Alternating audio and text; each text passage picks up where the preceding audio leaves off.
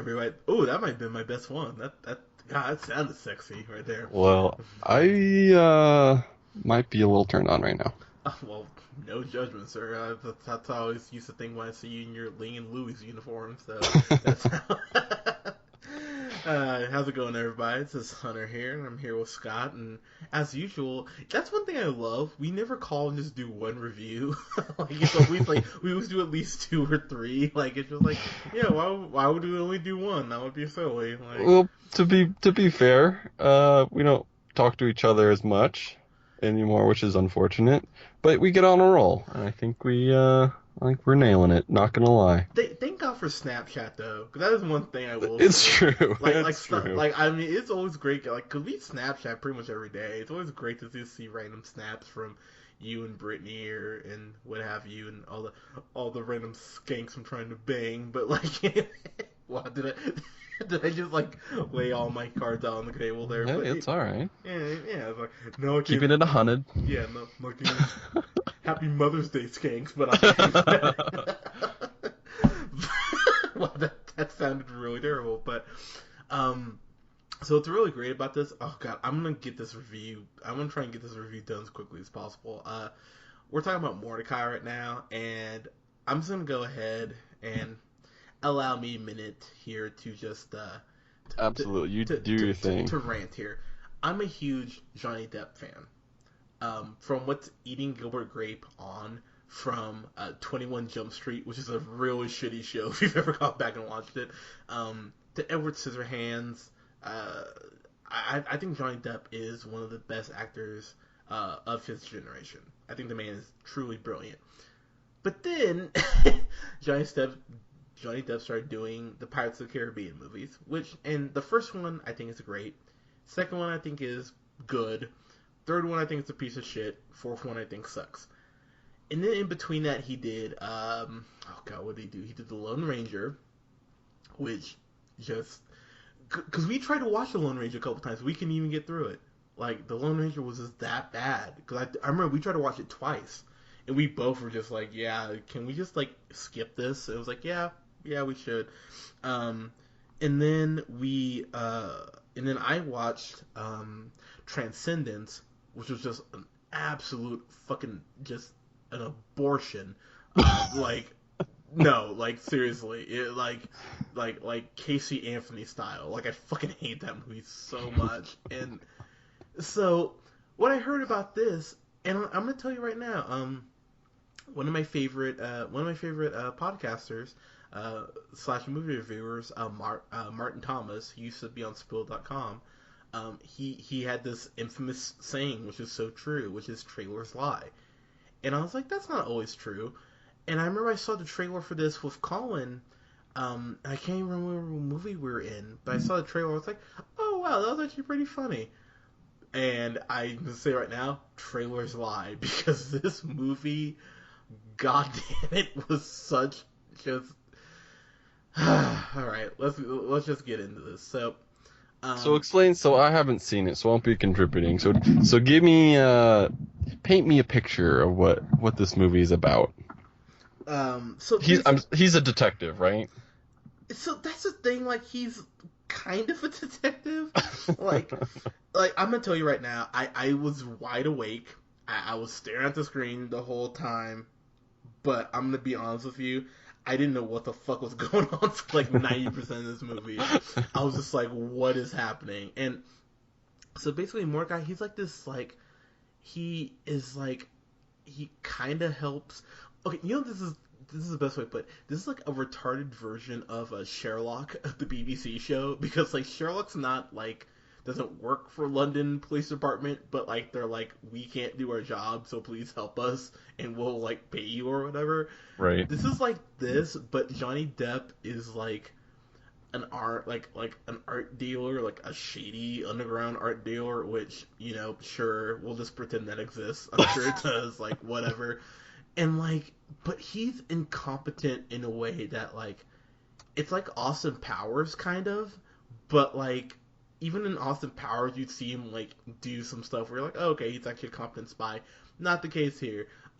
He is saved constantly by I'm so sorry. Like I said, you're gonna probably beat me. So can you look up what his manservant's name is? It's played by Paul Bettany, and I can't think of the dude's name. Jock. Jock. Thank you.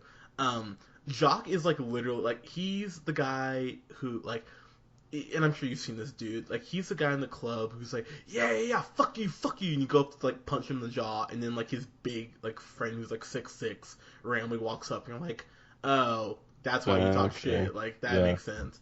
Like that's him. And Mordecai, like he's incompetent in a way that you're like you almost have a mental disability. Like someone should have killed you a long time ago. But Jock is such a badass.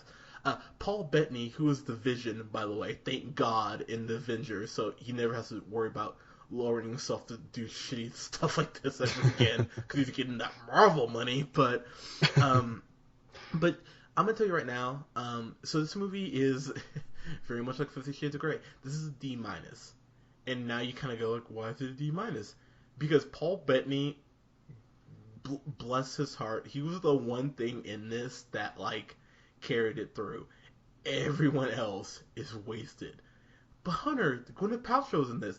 Everyone is wasted in this. But Hunter, Jeff Goldblum's in this. Everyone is wasted.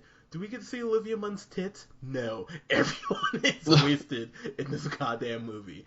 And all I was sitting there thinking the whole time was, I'm so sick of Johnny Depp. I'm so sick of him, man. Like, he can't just play a normal dude anymore. And I'm not talking about the tourist, because that doesn't fucking count, because no one saw the tourist. But this guy, I don't know what it is. Like, he has that Jack Sparrow run for, like, every character now. It's like they all run off their hands on their sides, like they're stepping on hot coals. I'm just like, oh my god. I'm like, you know you can run like a normal fucking person, right? Like, god damn it. Like, everybody, like, every character he plays does that now. And I'm just like, dude, seriously? Why can't you just run like, I mean, run like Lance Armstrong. Don't be a fucking cheater, but like, run like a normal fucking person. But he can't even do that. So, okay, let me just get into what I kind of remember the plot is, because like I said, I was watching this, I was attentive the whole time. I was like, I don't even know, like, sure what's happening. So Mordecai is this guy who has a manor somehow, just like whatever, just deal with it. And he's married to Gwyneth Paltrow. And by the way, Gwyneth Paltrow, she looks so bad as a blonde. And I'll be the first to admit, maybe that part of me is because I'm so used to seeing her play Pepper Potts in Iron Man, and she's a redhead, and like I just want to bang her as Pepper Potts. That I'll be the first to admit. Maybe that's what it is, but I think she looks pasty as a blonde. Anyways, so they're kind of having marital problems, and Ewan McGregor works for like MI5, which I thought there was only MI6, but apparently it's MI5, so whatever, cool. And conveniently enough, he happens to know Mordecai and Gwyneth Paltrow's character. Again, small world. They all went to college together. Shocking, I know. But so Ewan McGregor's character. Do you have the name, by the way, of Yes, I do. It's Mortland. Moreland? Oh, I'm sorry, Martland. Yeah, there you go. Yeah, so there we go. That guy. So he's like, hey Mordecai, there's a painting missing that's worth a bunch of money. We need you to help find it. So yeah, can like help us? And he's like, oh okay, well. And this is when I kind of went, okay, you're at a C minus already. So, he drops this line, and I'm paraphrasing here, but he goes like, you're deep in debt to like this country or something like that, or to the Queen for like £8 million. And then Johnny Depp's Mordecai is like, oh well, I hate to be deep in the hole of the Queen. I'm just like, really? I'm like, we're 10 minutes in and you're gonna drop that line on me? I was like, all right, movie, well, you're fighting an uphill battle, because that's just like, And that's important. I will say that's important for movies, because like, you know, things that happen early on set the tone for the entire movie. Like, it's the first the first third of a movie sets the tone for the entire movie, and if you can't get people's attention by that point, it's like you said, it's uphill battle. yeah, and like, so So basically, like I don't know, like so basically he is like on this like mission to find the fucking painting or whatever, and like, dude, I'm sorry, like, if you're like, wow, Hunter, you sound really disinterested, it's because I was sitting there the whole time, I'm like, what is happening right now? And so like there's a couple double crosses, and you get to see Olivia Munn, and she's wears a short dress, and she has like I like my girls like a little curvier, like a Shailene Woodley or like a Scarlett Johansson, and like I think Olivia Munn is really thin, but she's got some amazing boobs for being like her size, and like you see her in like this like pushed up dress, and I was like, damn, Olivia Munn, like I'll just go all over. I was trying to think of something clever. I was like, I'll just do the motorbike sound, but I mean, but even she, like, I don't know if you've watched the Newsroom. She's actually a pretty good actress, and they just waste her in this. They're like, oh, let's just dress you as a skank. Skank, sure, like, whatever. And then Jeff Goldblum is in this movie for like 5 minutes until they kill him. Spoiler, whatever, don't care. You don't need to see this movie. You know what? Now I'm sitting here thinking about it. Just go fuck yourself. Never mind. Go sitting here thinking about it. D. I'm like, no. You know what? Because I can barely tell you what the plot is of this. This movie is terrible. Like, this is why I love our podcast, is because sometimes we don't like really analyze movies after we see them right away. We're just like, oh, that was probably a D. And then when we start to talk about it, it's like, oh, wow, this is a horrible movie. I can't even remember what it's about. yeah, and the thing is, like, Paul Bettany, like, he's the one joke that kind of made me laugh was that Paul Bettany is just, he's a badass. Like, he's practically James Bond. Like, he's like punching guys in the face and like shooting guys in the kneecaps. I'm like, Paul Bettany's a badass. I'm like, okay, I love this dude. And like he's his quote, like Mordecai's quote, manservant unquote. But he does everything. And you know what I think I just actually realized one reason I hate this movie so much. Did you ever see the Green Hornet? Not all the way through. It's that sort of relationship where Mordecai is so incompetent. You're like, at some point you'd be like, I am so better off without this asshole dragging me down and almost getting me killed that there's no reason I'd stick with you. And that's what this movie is. It's Mordecai being a dumbass over and over, and Paul Bettany's character, Jock, saving him over and over, and until the one time, like literally one time this whole movie, that Mordecai, which, by the way, where Jock is about to get a finger cut off because of Mordecai, where Mordecai happens to be like, oh, okay, I guess I'll help him this one time. And it's just like, it's like, oh, don't you like Mordecai now? It's like, no, you're still a fucking dickhead. And just like, and in the biggest thing, or one of the biggest things that just makes you go, there's no fucking way. Gwyneth Paltrow is like horny at several points in this movie. And she's like, look, the mustache is weird, just shave it off and I'll fuck you right now. Like, that's pretty much what she says. And he's like, well, if gonna touch the mustache, I would fuck Gwyneth. If Gwyneth Paltrow was like, shave your head, I'd be like, okay, sure. Like, it's like, can we put on Iron Man while I fuck you? Like, sure, why not? Like, cool. Great bargaining chip, Hunter. Like, it's just like, but he just refuses to do it. And just, this movie, it stretches plausibility. It stretches beyond all reason. Johnny Depp playing another kooky character, and it's just like, dude, play someone normal. Like, it's okay. You can do something like I think the last thing I loved him in was Finding Neverland, and that was forever ago. It seems like it's like you can do stuff like that, and it will actually appreciate you more when you do stuff like this, because between this and Dark Shadows and Lone Ranger and Transcendence, you are striking out a lot, good sir. It's like you need to get back to basics, and you need to stop doing this outlandish bullshit. And the other thing is like it's trying to do that London sense of humor, which is really good if it's done correctly. By the way, watch the original Office in space if you haven't watched this. It's very much that humor, but by someone who doesn't know how to write.